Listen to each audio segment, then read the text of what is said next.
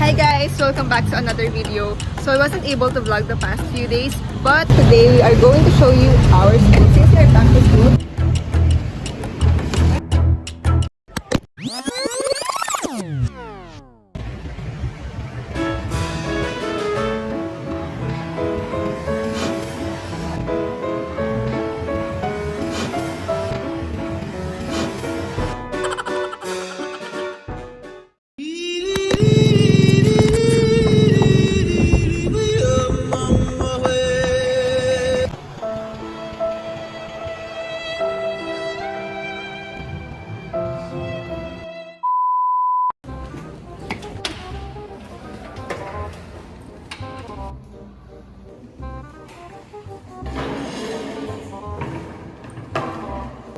Uy, Angel, okay ka lang ba? Hina ko yung phone ko habang nagbabalag ako sa labas. Hala, dapat hindi mo ginagamit ang phone mo in public places. Sakto, may napanood akong infomercial. Ito, oh.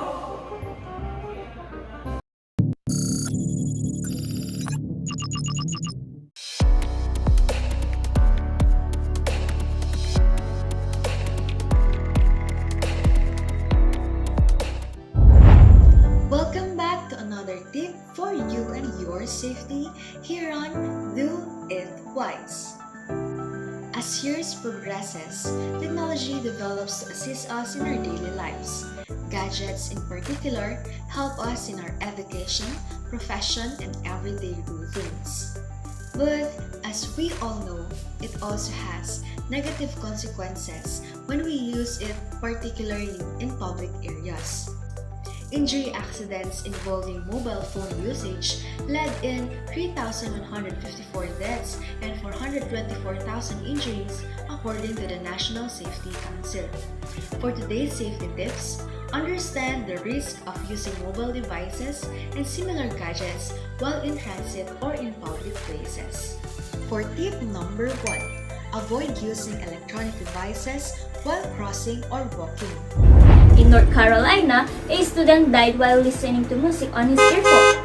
To avoid these tragic accidents and to ensure your safety before crossing the roads, stop using your devices, look and listen for possible and incoming vehicles.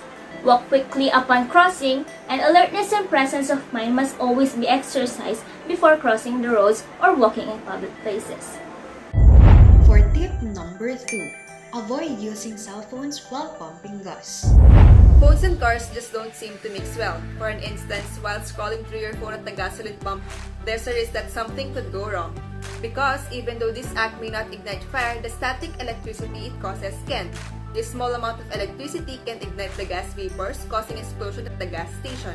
When signages are telling you to not use your gadgets, don't. Learn to read the signages, the reminders, and of course, the situation. For tip number 3, avoid using cell phones while driving. Using mobile phones can lead to distracted driving, and it's the number one cause of car accidents. Because not focusing the eyes on the road and only using one hand will result in lesser control while driving.